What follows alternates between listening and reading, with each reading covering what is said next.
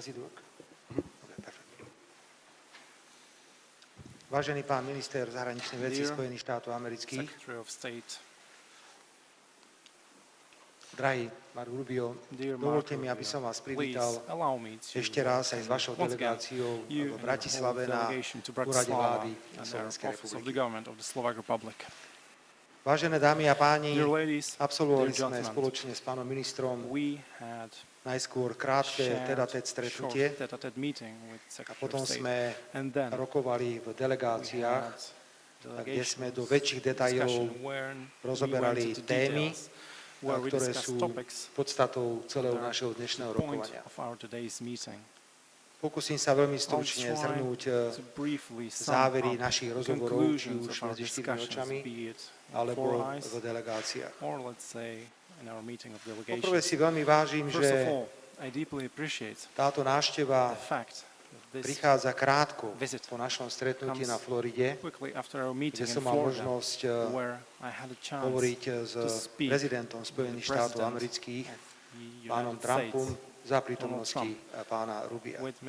Preto je to vynikajúci follow-up, je to výborné pokračovanie a mohli sme si krátko potom, ako sme sa videli na Floride, povedať, kam sme sa dostali za niekoľko týždňov v témach, o ktorých sme spoločne hovorili. Za najpodstatnejšie z dnešného stretnutia, vážený pán minister, považujem to, že sa navzájom rešpektujeme. Zdôraznil som, že som predstaviteľom vlády, ktorá chce robiť suverénnu slovenskú zahraničnú politiku, orientovanú na všetky 4 svetové strany. Zdôraznil som, že mojou základnou prioritou nie je ochraňovať národné a národnoštátne záujmy iných, ale že základnou povinnosťou mojou je ochraňovať národné a národnoštátne záujmy Slovenskej republiky. A myslím si, že je správne porozumenie, že všade tam, kde sa naše záujmy spájajú, vystupujeme ako spojenci. Tam, kde máme rozdielne názory, nás tu núti rokovať, negociovať a nájsť primerané riešenia. Myslím si, že patrím medzi politikov, ktorí sú v rozhovoroch vždy veľmi otvorení a robím všetko preto, aby som to isté, čo hovorím na stretnutiach súkromných, hovoril aj verejne, preto aj teraz mi dovolte pár záverov, presne tak, ako boli formulované, ako sme si ich s pánom ministrom zahraničných vecí vymenili. Slovensku záleží na spolupráci so Spojenými štátmi v oblasti jadrovej energetiky. 13. februára nadobudla účinnosť medzivládna dohoda medzi Spojenými štátmi a Slovenskom, pokiaľ ide o spoluprácu v oblasti jadrovej energetiky. Informoval som pána ministra zahraničných vecí, kde sa nachádzame. Máme obrovský záujem pod hlavičkou amerického partnera vytvoriť nadnárodné konzorcium, ktoré by zagarantovalo, že Slovensko do roku 2040 by mohlo postaviť ďalší jadrový blok o výkone 1200 MW. A tešíme sa, ak sa nám podarí v priebehu budúceho roku podpísať už konkrétne dohody so spoločnosťou Westinghouse. Rovnako som požiadal samozrejme našich amerických partnerov aj o spoluprácu už v týchto štádiách prípravy tohto projektu, pretože je to projekt, ktorý sa vymýka z rámca Slovenska, dotýka sa aj celej Európskej únie, preto intenzívne rozhovory s našimi európskymi partnermi budú nevyhnutné a v tomto budeme potrebovať aj spoluprácu partnerov amerických. Keď sme pri energetike, informoval som pána ministra zahraničných vecí o tom, čo sa deje v tomto regióne, pokiaľ ide o plyn a ropu. Nebudem zachádzať ďaleko a do detailov. Môžem však len povedať, že Slovensko ako krajina, ktorá vždy bola na začiatku rôznych potrubí, či išlo o ropu alebo išlo o plyn, sa dostalo na koniec týchto potrubí. Sme v nezávidenia hodnej pozícii kvôli ideologickým a škodlivým rozhodnutiam Európskej únie, najmä teraz hovorím o rozhodnutí Repower EU, ktoré zastavuje napríklad toky akéhokoľvek plynu z východu do Európy, počnúc v našom prípade 1. novembrom 2027.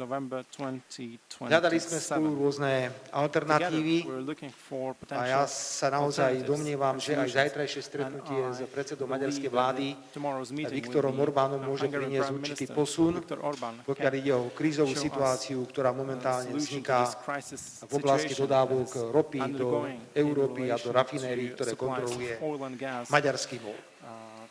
Tretia téma bola téma, ktorá sa dotýkala samozrejme vojny na Ukrajine. Tu má Slovensko svoje originálne, neopakovateľné postoje, ktoré sa nevždy zhodujú s postojmi našich partnerov v Európskej únii, ale to je tá naša otvorenosť, to je tá naša priamosť a to je realizácia suverénnej politiky na všetky 4 svetové strany. Jasne som povedal názor pánovi ministrovi zahraničných vecí, ako my vidíme vojnový konflikt. Myslíme si, že ešte bude pomerne dlho pokračovať. Nevidíme východiska na mierové ukončenie v krátkom čase.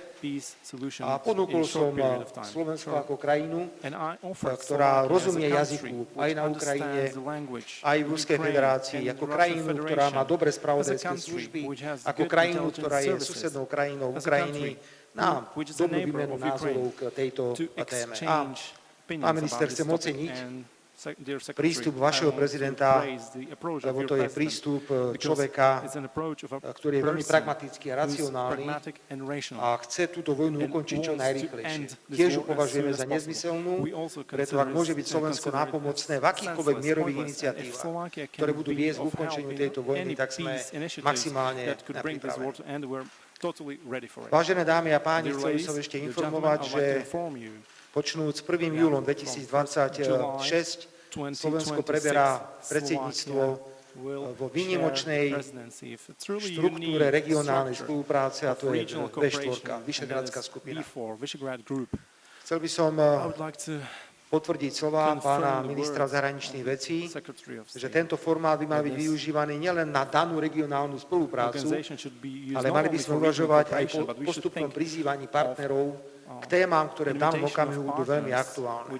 Preto, a hovorili sme o tom krátko, pokiaľ po 1. júli 2026 vznikne téma, kde bude užitočné hovoriť o formáte V4 Spojené štáty americké a budú s tým súhlasiť samozrejme partneri vo V4, my budeme pripravení na zorganizovanie takýchto stretnutí. Za Slovensko hovorím, že o takýto formát V4 Spojené štáty v zásadných otázkach zahraničnej energetickej spolupráce máme záujem. Samozrejme, že sme si vymenili názory aj na množstvo iných tém. Chcem ešte dodať, že sme členským štátom NATO, sme partnermi v Severoatlantickej aliancii. My rozumieme postoju Spojených štátov, že Európa sa musí viac starať o vlastnú bezpečnosť. Myslím si, že je veľmi jasné a zrejmé, že v Európe hovoríme o zvyšovaní výdavkov na vlastnú bezpečnosť. To je prirodzený vývoj, ku ktorému došlo. A preto sme sa rozprávali aj na tému, ako ďalej s rozpočtami do budúcich rokov. My musíme brať na zreteľ naše možnosti a schopnosti, ktoré máme, ale rovnako si uvedomujeme, že Slovensko, keď chce byť súčasťou kolektívnej bezpečnosti v Európe a v NATO, tak sa bude musieť zúčastňovať aj na tom, že budeme postupne posilňovať naše kapacity. Chcel by som rovnako poprosiť o pochopenie v tom, že máme záujem z rozpočtov, ktoré sú určené na vojenské účely, budovať aj projekty duálneho určenia. Nech je dobrým príkladom obrovská vojenská nemocnica, ktorá sa stavia v blízkosti ukrajinských hraníc vo východnej časti Slovenskej republiky. Naďalej bude pokračovať vojenská spolupráca. Viete, že sme obstarali lietadla F-16 zo Spojených štátov. Je záujem zvýšiť tento počet na 18 kusov, čiže diskutujeme na tému, ako ešte ďalšie 4 lietadlá dostať do letky slovenskej armády, pretože nie je príliš dobrým znakom suverenity, Ak náš vzdušný priestor chránia dnes stíhačky Poľska, Maďarska, Českej republiky, do tejto nezávideniahodnej situácie sme sa dostali tým, že došlo k darovaniu vojenskej techniky na Ukrajinu v rokoch 2020 až 2023. Je tu množstvo iných aspektov vojenskej spolupráce, pretože sme spolu do NATO. O tej hovoril aj podpredseda vlády a minister obrany Robert Kaliňák spolu s pánom ministrom. V diskusii sa zúčastnili aj ďalší členovia slovenskej delegácie, podpredseda vlády, minister životného prostredia, pani podpredsednička vlády, ministerka hospodárstva, ktorá zodpovedá za spoluprácu v oblasti energetiky a samozrejme partner pána ministra zahraničných vecí, minister zahraničných vecí Slovenskej republiky, pán Blanár. Pán minister, ešte raz vítajte na Slovensku. Rozhovor bol otvorený. Ja si myslím, že nikto z nás nič neskrýval. Opäť ste pravdepodobne na Slovensku počuli názory, ktoré bežne nepočujete. Najmä pokiaľ ide o vojnu na Ukrajine, ale na to sme tu. My tu nie sme na to, aby sme našich partnerov klamali alebo zavádzali informáciami, ktoré nevychádzajú z objektivity. Ďakujem, že ste prišli a tešíme sa na ďalšiu spoluprácu. Ďakujem pekne, pán premiér. Minister zahraničných vecí Spojených štátov amerických.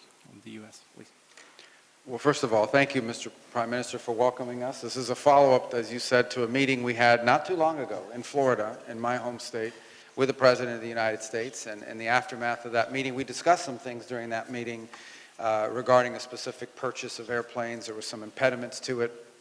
We were able to resolve those. And we're happy that that got resolved because it's an example of how this direct engagement could lead to more things we can achieve together. In fact, that meeting happened the day after a deal was signed with Westinghouse and with our Secretary of Energy, Chris Wright, to lay the groundwork for this energy opportunity, which is so incredible. I use these things only to illustrate the importance of this direct engagement. We both have excellent teams and people that work very hard and communicate all the time, but there is no replacement for that direct level of engagement. And engagement in Central Europe is what you can expect to see more of from the United States of America. Mr. Prime Minister, you mentioned the Visegrad Group, the V4. It is something we are eager to engage with as a forum in which we can find areas where we can work together and achieve cooperation. You mentioned something else, which I don't know why it ever became controversial, but it's important to remind everybody of. It is the view of the President of the United States, President Trump, and of the United States under his presidency, that we expect every country in the world, to act in their national interest. That is what countries are supposed to do. That is what the leaders of their countries are. I don't know why that is like a strange consideration. The fact of the matter is we view policy the exact same way. Now, when our national interests are aligned, when the national interests of the United States, for example, and the national interests of Slovakia are aligned, this is an extraordinary opportunity for cooperation and for partnership. Where there might be some misalignment, well, that's where the relationship comes in. That's where the partnership comes in. That's where we try to accommodate one another and find a way forward. There's nothing controversial about that, at least not as long as President Trump is in the White House. And we believe that within the area of common alignment, there are so many things we can work on together that are good for your country, good for our country, but frankly, good for Europe and good for the world. I also appreciate your input with regards to the war in Ukraine. It is important that we take as many viewpoints. Your viewpoint and the viewpoint that you've expressed both to me and publicly as well is one that's informed by both your geography and by your history. And it's a very important point of view to take into account in the broader context. As I said yesterday, in response to some questions in Munich, we view the United States' role as one of trying to facilitate an end to a very deadly, very bloody, very, very costly war with horrible suffering. What's happening in Kyiv right now is horrifying. You know, people in the coldest part of the year, not going without electricity and energy. This is nothing positive about that. The death, regardless of what the numbers are on both sides, way too high. And the president has spent a year at the highest levels of our government trying to find whether we can be facilitators of a negotiated end to this terrible conflict. And it is something that we care about, but it is something you live next door to. You're on the border. You're right there. You face, and not only do you have to face the consequences of the war, but you will also have to face the benefits or the consequences of the peace. And so we appreciate your input in that regard. We talked about a lot of things we have an opportunity to work together on. Energy is one of them. I think you have an opportunity as a nation, not just because you can generate energy, to also be in a very advantageous role when it comes to new technologies like artificial intelligence, as an example. It's an opportunity there. There's a very energy-dependent industry, and so it's something we can work together on. We're always talking about military sales, and this is important. We're very happy that the F-16 program is your program of choice. We hope you'll consider some others as well that we can work together on, because apart from one of the key components of any country's national interest is the ability to protect their people. There is no more important obligation of any government than the ability to protect your own people and your own nation. This is why, by the way, we talk about the importance of our partners having capabilities in NATO. Every time we say this, people, they go crazy. They think, oh, that means you're going to abandon NATO, you're going to abandon your allies. I think the point we're making is that the stronger our allies are, the stronger we are collectively. The stronger we are collectively. And so we want to play a positive role in that regard, and you're doing many good things in that space, and we want to thank you and want to continue to work with you on that. So there are many things that we have an opportunity to work together on, but first, thank you for receiving me here on a Sunday, and I try never to burden people on Sundays. It's an important day for me because of my faith, and I know for many of you as well, but I thank you for opening this space to us on this day, because we wanted to show, and we are showing, and we are going to show in the weeks and months and years to come, that under President Trump, this administration is going to make not just Slovakia, but Central Europe, a key component of how we engage the continent and the world. And that we are not just going to engage in meetings and pleasantries, but in concrete actions that we will take together in ways that are beneficial to your people and our people, in ways that are beneficial to your country and our country. I'm very excited about this opportunity. I know the President is as well. That's why I'm here. When did we meet? It wasn't too long ago. It was just a few weeks ago. Yes, a few weeks. A few weeks, and here we are. So, and we'll be back, and we'll be sending others back. And I think some members of your team are going to be coming to Washington this week to have a conversation. So you're going to get used to seeing us, and you're going to get used to dealing with us, because we're very happy to be here, and we look forward to working with you very closely. Thank you. Thank you very much. Ďakujem veľmi pekne. Teraz je priestor pre otázky. Poprosím prvú otázku Slovenskú televíziu. Dobrý deň, Katarína Chovančáková, Slovenská televízia a rozhlas. Pán minister, Spojené štáty minulý týždeň predali velenie 2 štruktúr NATO Európanom. Hovorí sa o možnom sťahovaní amerických vojakov z Európy. Zaznievajú názory, že NATO je mŕtve. Aká je pozícia Spojených štátov v NATO a v rámci spolupráce Slovenska a Spojených štátov v obrane? Pán premiér, hovorili ste aj o obrannej dohode, ktorej podpísanie ste v minulosti kritizovali. Chceli ste ju zrušiť, potom ste pripustili nejaké zmeny. Bola aj táto téma? Mention this topic? Do you want me to go first? Okay. On NATO, I don't understand. The United States has thousands and thousands of troops deployed to the NATO mission. And we've made very clear, I think it was made very clear at the summit just a few days ago, or at the meeting of the defense minister level, we're not leaving NATO. We're not leaving. I mean, we may move a couple thousand troops from one country to another, but this has always been the case. This has always happened. By the way, we are not threatened or feel it is hostile to see NATO grow in its own capabilities, not independent of the United States, in conjunction with the United States. We don't think it's a negative thing that other countries have more influence in NATO, other partner nations have more influence in NATO, or that other countries within NATO have more capability. We view that as a positive. I see it reported yesterday in some places, oh, the Europeans are very upset. They're going to be less dependent on America now. We don't want Europe to be dependent. We're not asking Europe to be a vassal of the United States. We want to be your partner.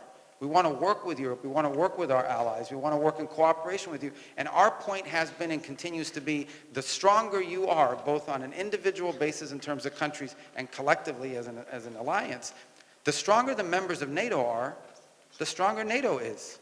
That's not minus the United States. That's just common sense.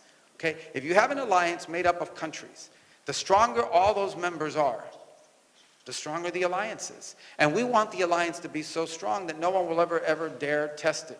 No one will ever dare challenge it. So we welcome any measures that are taken to strengthen the alliance by the individual members, and we see that as a very positive thing. Chcem len povedať, že Otázka, na ktorú sa pýtate, alebo agenda nebola predmetom našich rozhovorov, ale nepochybne podpredseda vlády, minister obrany vám poskytne informáciu o tom, že kde sú rozhovory na túto tému, lebo rozhovory na túto tému prebiehajú, ale nie, dnes to nebolo predmetom rokovania. Ďakujem pekne. Poprosím druhú otázku. Washington Post. Thanks very much. Mr. Secretary, will the Trump administration consult and inform Congress in advance if it decides to attack Iran or remove the supreme leader? It's a question on the minds of many, given the major potential consequences of a new war in the Middle East. And also, 5 European countries issued a joint statement saying Alexei Navalny was most likely poisoned by a toxin found in South American frog. How come the United States didn't join the statement? Any response to it? Yeah, and then, Mr. Prime Minister, sorry to interrupt. Thank you for your hospitality. On Venezuela, you strongly opposed America's removal of Maduro by force, saying it demonstrates a deepening breakdown of the international order. Do you still feel that way, given where we're at now? And also, you've denied saying that you were worried about President Trump's psychological state following your meeting with him in Mar-a-Lago. Can you explain how this was potentially misinterpreted? Let me go first on your question. I'm not going to talk about attacks on Iran or anything of that nature because the president's made clear he prefers diplomacy and an outcome of negotiated settlement. Now, we're dealing with radical Shia clerics. Okay, we're dealing with people who make geopolitical decisions on the basis of pure theology, and it's a complicated thing. I mean, no one's ever been able to do a successful deal with Iran, but we're going to try. Steve Witkoff and Jared Kushner will be traveling. I think they're traveling right now to have important meetings, and we'll see how that turns out. And we'll always comply with the applicable laws of the United States in terms of involving Congress in any decisions. But right now, we're not talking about any of that. We are postured in the region for one simple reason, and that is that we understand that there could be threats to our forces in the region. We've seen them be threatened in the past, and we want to make sure that we have sufficient capacity to defend them if, God forbid, that were to happen. We'll follow whatever the law is on it, and it depends on the circumstance that will lead to it. But right now, we're talking about negotiations. We are focused on negotiations. That's what we're focused on. The president's made that clear. If that changes, it'll be obvious to everyone, and obviously whatever the law requires us to do, we'll do. With regards to your question about the frog toxin, no, it's a very serious thing. Look, those countries came to that conclusion. They coordinated that. We chose, doesn't mean we disagree with the outcome. It wasn't, our endeavor. Sometimes countries go out and do their thing based on the intelligence they've gathered. We obviously are aware of the report. It's a troubling report. We're aware of that case of Mr. Navalny, and certainly it's, we don't have any reason to question it, or we're not disputing or getting into a fight with these countries over it, but it was their report, and they put that out there.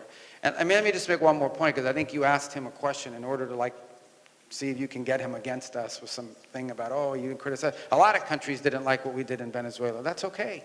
That was in our national interest. I'm sure there's something he'll do one day that we don't like, and we'll say, hey, we didn't like you did this. So what? That doesn't mean we're not going to be friends, we're not going to be partners, we're not going to be able to cooperate with one another.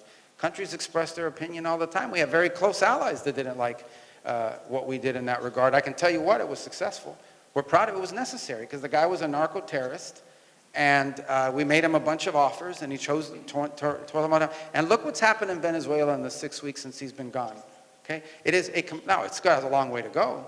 There's still much work that needs to be done, but I can tell you Venezuela is much better off today than it was 6 weeks ago. So, we're very proud of that project, and, I know some will disagree and didn't like, but irrespective, I think everyone can now agree that Venezuela has an opportunity at a new future that wasn't there 6 weeks ago. Pán redaktor, ďakujem za vaše otázky a nemám žiadny dôvod sa vyhýbať odpovedí na vaše otázky. Viete, vždy, keď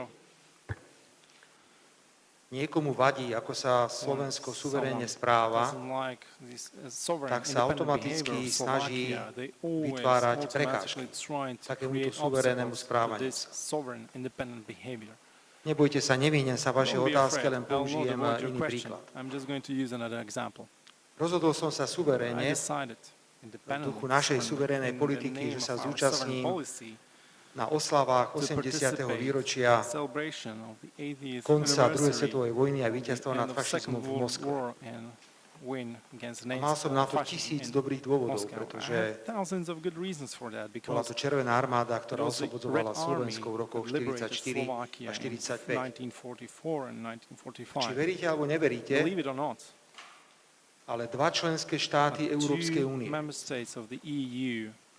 dva členské štáty NATO, naši partneri, mi nedovolili preletieť cez ich územie do Moskvy. Nepamätám si, že by mi niekto z americkej administratívy hovoril, že nechoď tam. Keď som išiel na oslavy konca druhej svetovej vojny do Číny, tak som bol šokovaný, ako celá Európska únia odignorovala tieto oslavy čisto z politických, ideologických dôvodov. Ja som mal 1000 dôvodov dobrých ísť do Číny, aj som išiel. A potom sa mi to také zvláštne, že keď sa stretnem neformálne s niektorými mojimi kolegami, tak sa ma pýtajú potichu, no čo ti povedal ten prezident Putin a čo ti povedal ten prezident Xi Jinping. My musíme viesť dialog. My sa musíme rozprávať. Rozhovory nám vytvárajú priestor na získavanie vzácnych informácií. Presne ako nahováram teraz, musíme viesť dialog s Ruskou federáciou. Musíme viesť dialog s ruským prezidentom Vladimírom Putinom. Ak nebudeme viesť dialog, tak nemôžeme tvrdiť, že máme záujem ukončiť vojnový konflikt, ktorý dnes vidíme na Ukrajine. A takto sa dostávam k vašej otázke. Jednoducho, nie každému sa páči, že sme suverénne nadviazali komunikáciu, pokiaľ ide o spoluprácu v jadrovej energetike, tak prišli klebetí výmysly. Ja sa nebudem nimi ani zaoberať, pretože vždy to tak je. Keď urobí suverénna slovenská vláda nejaké rozhodnutie, ktoré je v súlade s našou politikou na všetky 4 svetové strany a niekomu tu vadí, tak sa robia prekážky. Vymýšľa sa, klebetí sa a robí sa zle. To je odpoveď na druhú časť vašej otázky. Pokiaľ ide o prvú časť vašej otázky, a to je otázka Venezuely. Slovensko je krajina, ktorá má 5,5 milióna obyvateľov a nedá sa porovnávať ekonomicky s veľmocami, ktoré tu dnes máme. A my dôsledne vychádzame, pán redaktor, z určitých princípov. Poprvé náš princíp prvý je, že máme prioritne záujem na mierovej spolupráci. Na miery. Aj preto mám úplne iné názory na vojnu na Ukrajine. Ja nepodporujem vojnu na Ukrajine. A naďalej tvrdím, že sú tu niektoré členské štáty Európskej únie, ktoré si želajú, aby vojna pokračovala. Chcem súčasne povedať, že držíme sa zásady nezasahovať do vnútorných záležitostí iných krajín. Viete, čo je smiešné, keď idem navštíviť Čínu, máme vynikajúce strategické partnerstvo a novinári sa ma pýtajú, či som vytýkal Číne spôsob riadenia vnútorných vecí. Každá krajina má právo vybrať si svoju cestu. To je ďalšia zásada, ktorú sami riadíme. Potom je to samozrejme tretia zásada, a to je otázka medzinárodného práva. Na niektoré veci máme iný názor. Pokiaľ viem, tak Spojené štáty americké nie sú signatárom Medzinárodného trestného tribunálu. My sme. Možno aj na iné veci máme rozdielne názory, ale to sme predsa na úvod zadefinovali. Tam, kde máme rovnaké názory, tam nás to spája.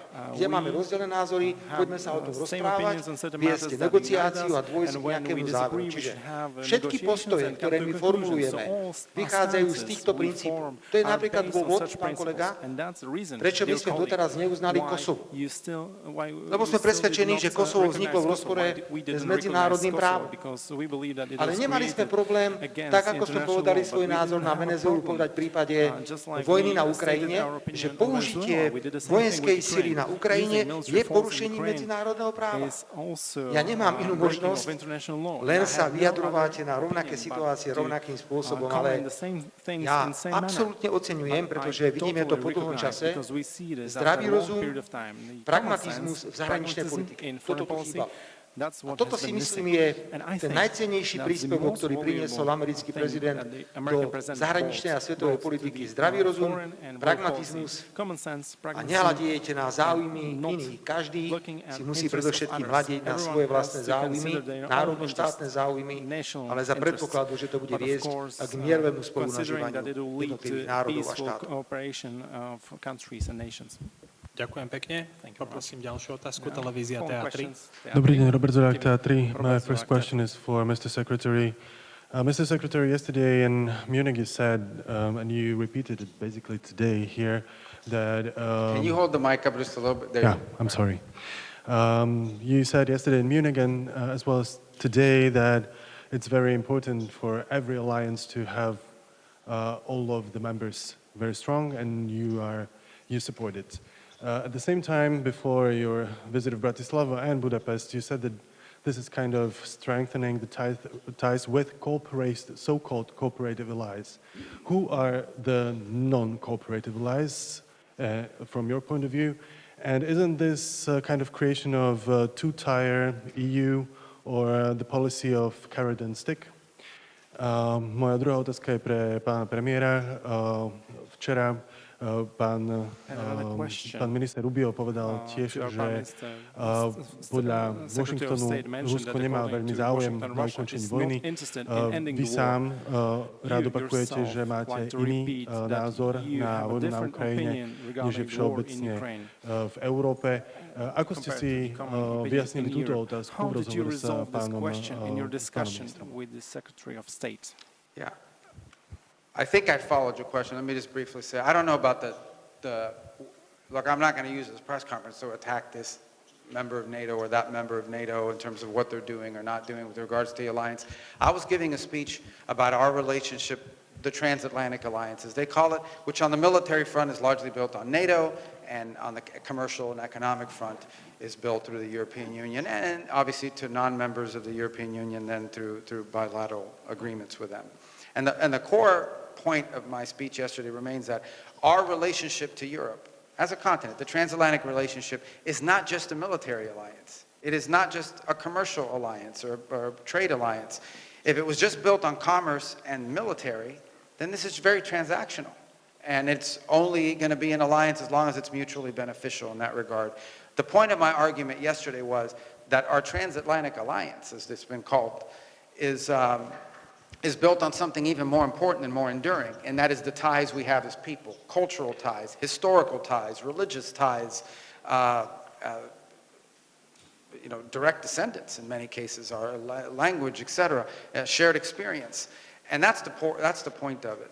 And as far as, if you want to talk about NATO specific, yeah, I mean, I don't think this is a mystery. This has been something the President's talked about since his first administration as 45th President of the United States, and that is that he wants NATO to be stronger. And in order for NATO to be stronger, the member states have to be stronger. But that's the point. I think we're headed in a good path in that regard. I think we've seen a tremendous amount of progress, and we'll continue to see progress in that direction, I hope, because it makes the alliance stronger. And asking member states of NATO to be stronger is not a threat to say, well, if you're not stronger, then we're going to, it's to point out to everybody that it is a stronger alliance. We are collectively stronger when we are individually stronger on what our capabilities we bring. And every nation has a unique situation. Every nation that's a member of the coalition of NATO has, in some cases, some strategic advantages, special things that they can bring to the table that perhaps another member state cannot. That has to be taken into account as well. Ďakujem za otázku, pán kolega. Mám veľkú výhodu, pretože ja nemusím rozmýšľať, čo poviem, akú odpoveď, lebo poviem to isté, čo hovorím stále od samého začiatku. A určite by to mohol potvrdiť aj pán minister zahraničnej veci, čo som dnes povedal. Európska únia alebo niektoré členské štáty únie sú v pasci. A tá pasca je v tom, že čelíme bezprecedentnej kríze Európskej únie, pokiaľ ide o konkurencieschopnosť. Naozaj máme problém.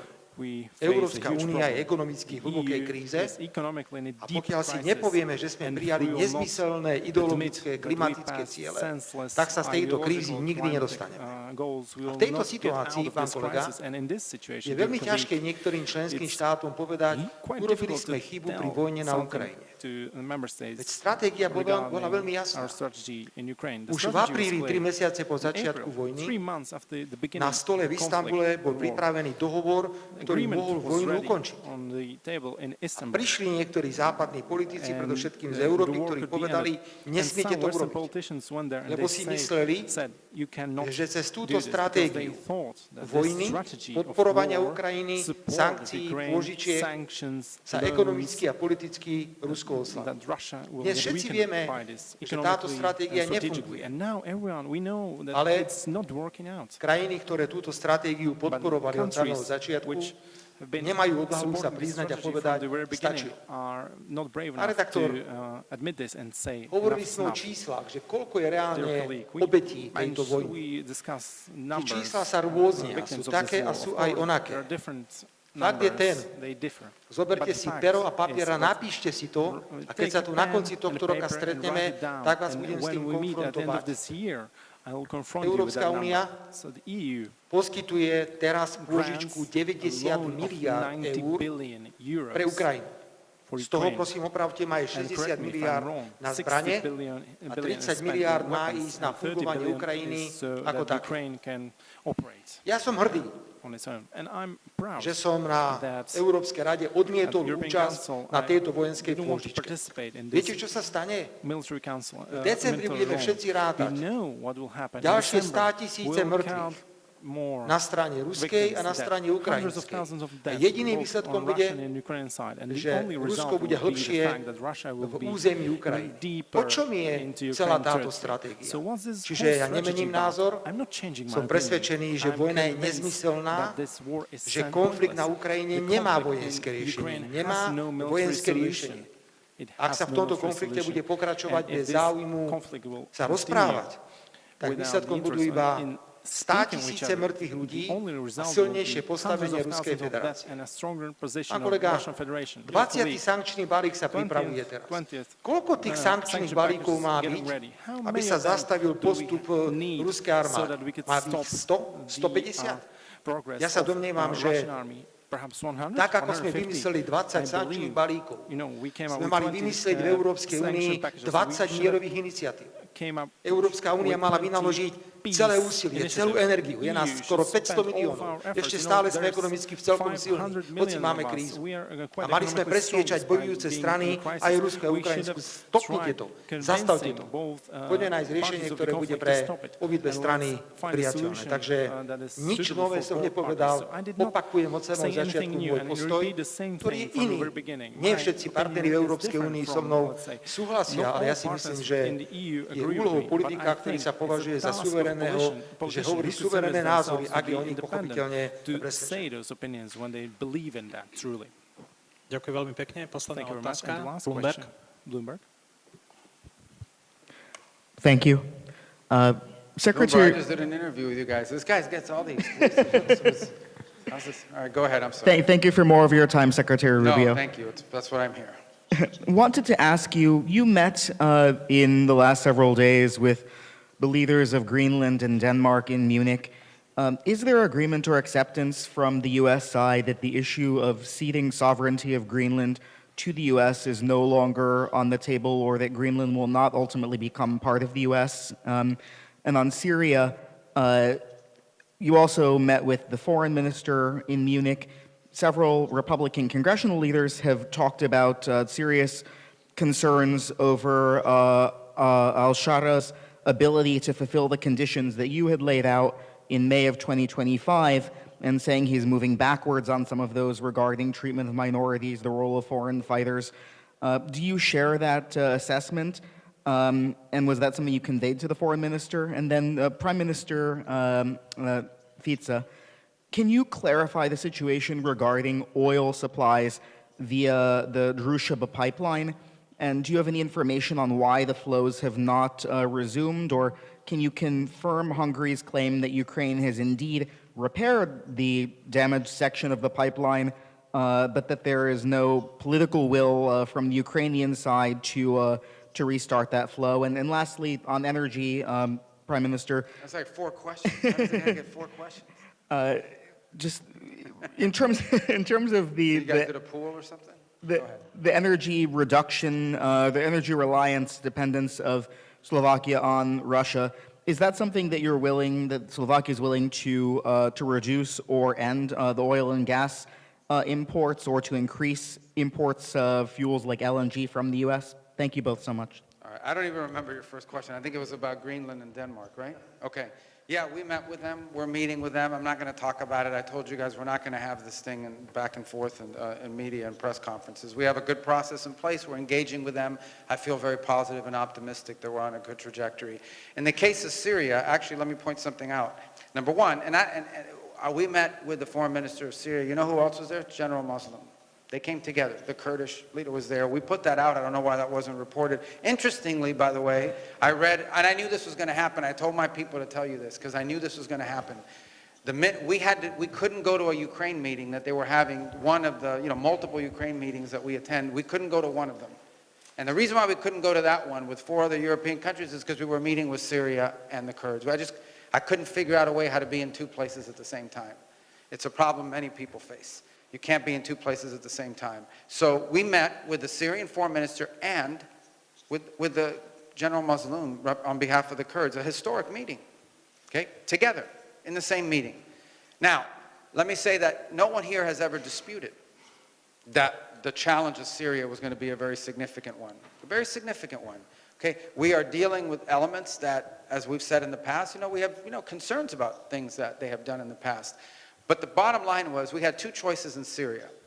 Choice number 1 was to let the place fall apart into 18 different pieces, long-term civil war, instability, mass migration, playground for terrorists, ISIS running all over the place, Iran getting back in. That was choice number 1. Choice number 2 is to try to see if it was possible to work with these interim authorities and with al-Shara and with his team. Guess what? We chose number 2 because it made sense. Now, is it going to be easy? No.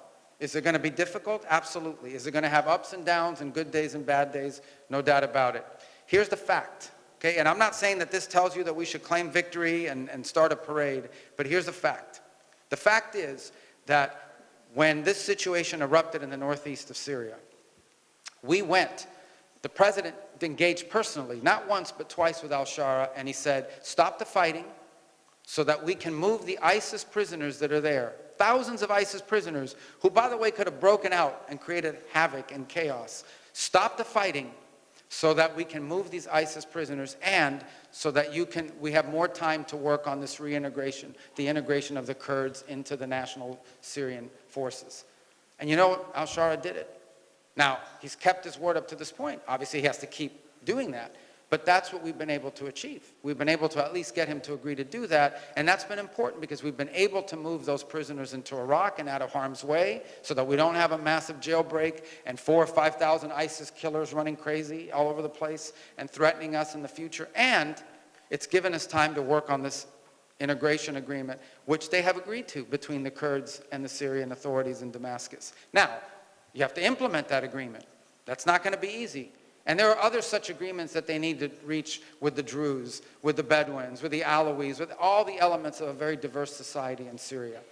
But we think that outcome, as difficult as it's been, is far better than a Syria that would have been broken up into 8 pieces, with all kinds of fighting going on, all kinds of mass migration. So we're very, very positive about that. And as far as members of Congress are concerned, we've worked with them on this. We've kept them informed. We've invited them to many of the meetings. In fact, Ambassador Barrack was in Washington last week briefing the congressional committees, always very blunt and very honest about the challenges involved in executing on this very difficult situation. But we think it's headed in a positive direction, even though it's been tested. There's been some difficult days. Frankly, there's been some days that have been, very concerning. But we like the trajectory. We have to keep it on that trajectory. We've got good agreements in place. The key now is implementation, and we'll be very involved in that regard. Those were my 2 questions, right? Okay. Pán redaktor, dovolím si spojiť obidve vaše otázky a odpoviem naraz jednou odpoveďou.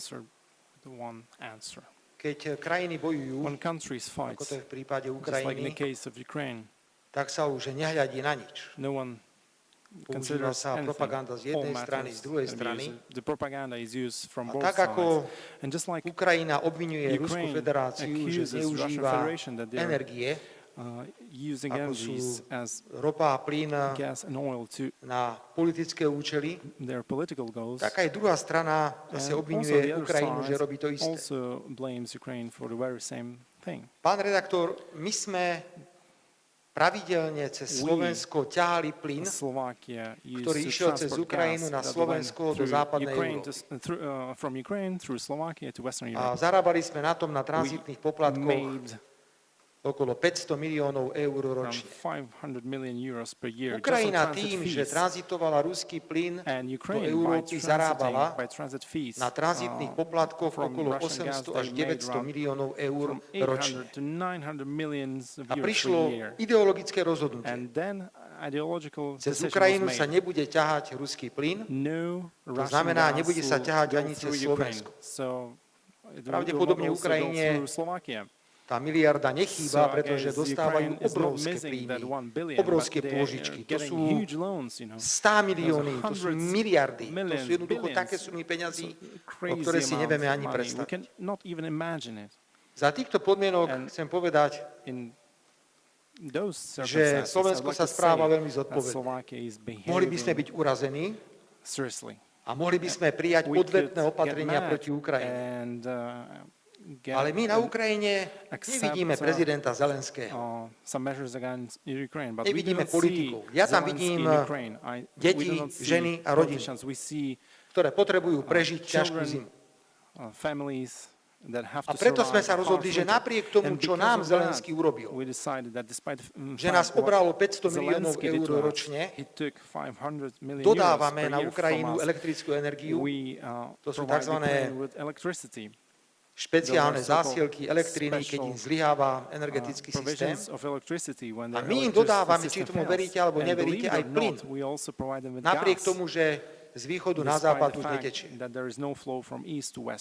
Pýtate sa súčasne aj na ropu, tak chcem povedať, že je tu rozhodnutie, ktoré sa nazýva Repower EU, ktoré 1. novembra 2027 zastavuje akýkoľvek tranzit ruského plynu do Európy, čo nám spôsobí obrovské ťažkosti.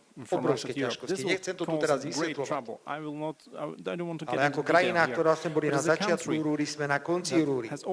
Nemáme k dispozícii prístavy s LNG terminálmi. To nám mimoriadne komplikuje situáciu. A hovorili sme o tom s pánom ministrom zahraničných vecí. Ja si myslím, že pri povojnovom usporiadaní Ukrajiny je treba sa vážne rozprávať o vlastníctve plynovodu, ktorý ide cez Ukrajinu, aby sa nestal naďalej nástrojom pri vydieraní jednotlivých krajín. Teraz k tej rope a k situácii, ktorá je v tomto okamihu. Ukrajina sa domáha členstva v Európskej únii. Sú tu krajiny, ktoré nehovoria pravdu Ukrajine a sú tu krajiny, ktoré hovoria pravdu Ukrajine. Maďarsko je dlhodobo absolútne férové voči Ukrajine, keď hovorí, že nebudú súhlasiť s členstvom Ukrajiny v Európskej únii. My na Slovensku hovoríme, že môže vstúpiť Ukrajina do Európskej únie za predpokladu, že splní všetky nevyhnutné podmienky. My teraz nemôžeme oklamať Srbsko, nemôžeme oklamať Čiernu Horu, nemôžeme oklamať Albánsko. Tieto krajiny sú 100-krát lepšie pripravené na vstup do Európskej únie, ako je Ukrajina. Ja neviem, pán redaktor, kto zbombardoval ropnú infraštruktúru na Ukrajine. Ja neverím ani jednej, ani druhej strane. Budem veriť len tomu, čo vidím na vlastné oči. Už tu bolo toľko klamstiev z jednej aj z druhej strany, že nemám odvahu povedať, kto zbombardoval alebo zničil časť ropnej infraštruktúry. My máme informácie, že už by to malo byť opravené. Len si myslím, že opäť dodávky ropy zo strany Ukrajiny smerom do Maďarska a na Slovensko sa stali predmetom politického vydierania. a tlaku na nás, najmä na Maďarsko. Tak teda Maďarsko súhlas s členstvom Ukrajiny v Európskej únii, možno prídu dodávky ropy. Myslím si, že budeme mať k tomu zajtra stretnutie, momentálne dodávky fungujú, všetko, pokiaľ ide o výrobky zo Slovnaftu, z rafinérie tu na Slovensku. Rokujeme s vedením tejto rafinérie, prijajme všetky potrebné opatrenia. Myslím si, že aj Slovnaft sa správa veľmi zodpovedne v tejto téme, ale to, čo sa deje dnes okolo ropy, vnímam ako politické vydieranie smerom Maďarsku kvôli nekompromisnému postoju Maďarska a členstvu Ukrajiny v Európskej únii. Som veľmi otvorený a priamy a nedávam si v týchto otázkach národno-štátnych záujmov žiadne servítky pred ústa, pretože keď je ohrozené Maďarsko, pokiaľ ide o ropu, je ohrozené aj Slovensko, pretože všetkú ropu pre slovenskú rafinériu nakupuje Maďarsko, keďže rafinéria v Bratislave je vo vlastníctve maďarskej spoločnosti, ktorá sa nazýva MOL. Ďakujem. Ďakujeme veľmi pekne. Toto bola posledná. This was the last question.